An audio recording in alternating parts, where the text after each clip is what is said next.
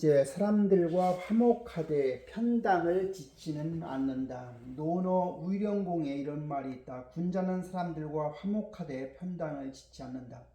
이와 동일한 뜻을 지닌 말로 위정에 나오는 군자는 사람을 넓게 사귀되 패거리를 짓지 않고 소인은 패거리를 지을 뿐 넓게 사귀지 않는다가 있다.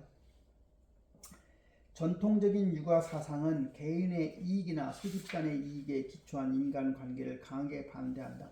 이런 반대가 공적인 정치 영역에서 반드시 통한다고 할 수는 없지만 기업 경영 분야에서는 더없이 중요하다. 어떻게 하면 직원들 간의 사적인 이익이 조직의 운영에 영향을 미치지 못하게 할 것인가가 줄곧 경영과 조직학의 중요한 연구 주제가 되어왔다는 사실이 이를 말해준다. 초창기에 테일러의 과학적 관리법을 핵심으로 한 관리 방식은 직원들의 이런 개인적인 관계를 묵인하거나 이런 개인적인 관계가 조직 운영에 미치는 영향을 대수롭지 않게 보았다. 이후에 나타난 인간관계학의 인간관계도 사실상 경영자의 직원 간의 인간관계를 뜻했으며 직원들 간의 개인적인 관계를 겨냥하지는 않았다. 사실 이런 개인관계가 중요하다는 것을 몰랐다기보다는 이런 복잡한 관계를 다룰 만한 적절한 연구 방법이 없었다는 것이다. 20세기 후반에 사회 네트워크 분석법이 널리 유행하면서 개인적인 관계에 대한 연구가 마침내 경리학 연구의 한 주류를 이루게 되었다.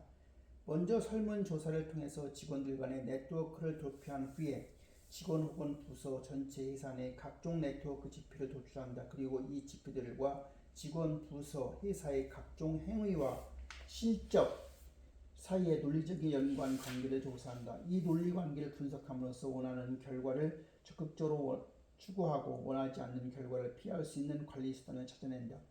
이에 따라 비공식적인 관계는 차츰 공식화되었다. 서양의 개인적인 관계와 중국인이 말하는 개인적 관계는 사실 상당한 차이가 있다. 서양인들도 인맥이라고 해서 친구를 사귀고 친분을 나누는 것을 중요하게 여기지만 이런 개인적인 관계에는 전제가 있다. 독립적인 개인이 일종의 계약을 기초로 하여 평등한 관계를 세운다는 것이다. 시장에서 물건을 사고 파는 관계이든 회사 내에서 상하급자 혹은 동료이든 상관없이 평등한 관계가 전제되어야 한다. 중국인들처럼 한 사람의 인간관계가 그의 신분과 능력, 계층 등 전체 생존 방식 내지는 생존 형태를 설명하지는 않는다. 중국인에게 인간관계는 엄청난 영향력을 발휘해서 그 힘은 아무리 강조도 지나치지 않는다. 따라서 서구의 기업 조직 내에 존재하는 개인적인 관계가 공적 관계에 기초한 보조적인 관계라고 한다면 중국의 기업 조직 내에 존재하는 개인적 관계는 조직이라는 공적 관계와 막상막하의 역량을 형성한다. 이런 역량이 지향하는 바가 공식적인 조직의 방향과 일치하지 않을 때 이 역량은 공식적인 조직을 무너뜨리는 엄청난 파괴력을 갖게 된다. 중국의 조직 분석 연구의 권위자로 알려져 있는 앤드루 와일더의 중국 공산당의 신전통주의는 1980년대 초반 공식적인 조직 내 개인적인 관계가 공식 조직을 대신해서 조직 운영의 실질적인 중심이 되는 과정을 상세히 분석하고 있다.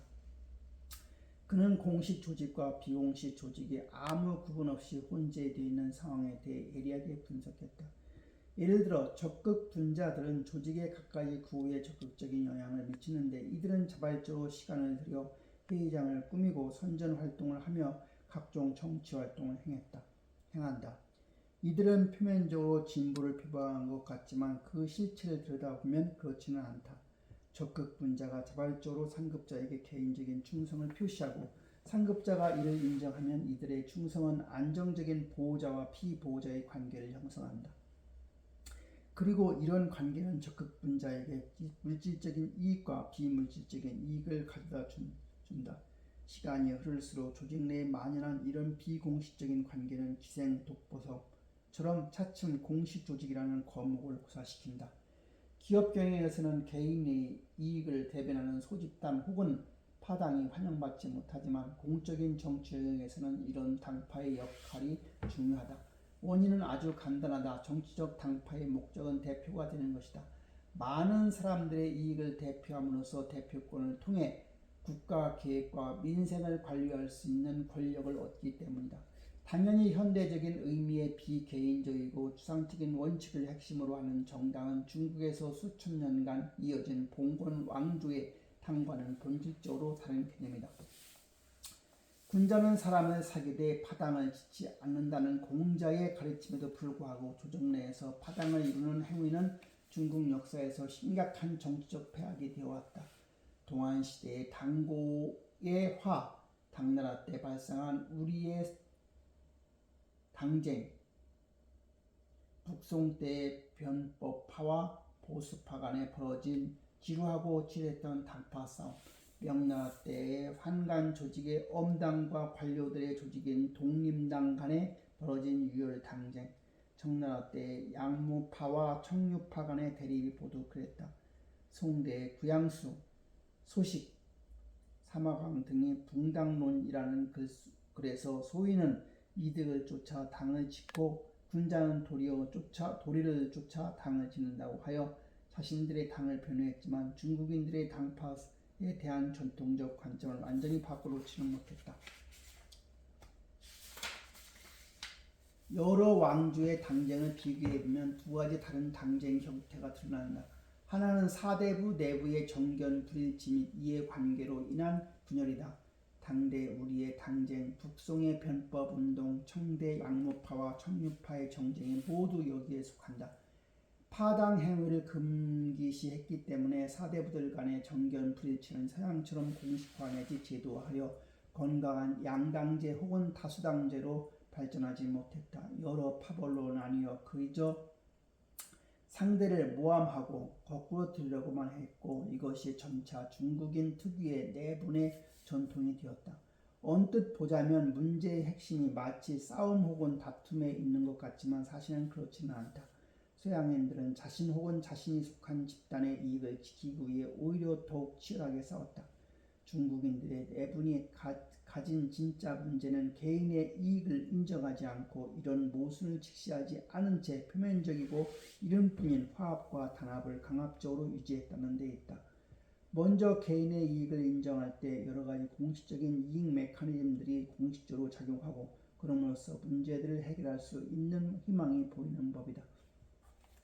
그러나 근대에 이르기까지 장타이엔과 같은 지식인들조차 여전히 공동의 목표를 위해 희생하는 개인의 정신을 부르짖었다는 사실은 안타깝다.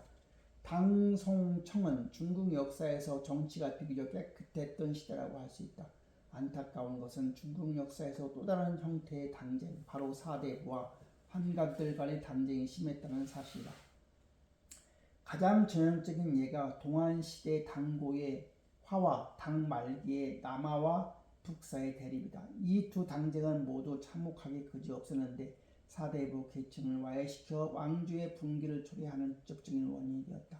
실상 환관들은 단지 황제의 대리자였고 그들과 사대부 간의 투쟁은 황제와 사대부 간의 투쟁이었다. 기업 경영에 비유하자면 기업주와 전문 경영인 간에 벌어진 다툼이라고 할 수 있다. 하지만 저용점이 사라진다고 고기를 못 먹게 되지는 않는다. 이쪽에서 고기를 팔지 않으면 저쪽에서 사면 될 노릇이다. 공적인 정치 영역에서 이는 국민들에 의해 새로이 탄생하는 정부이다.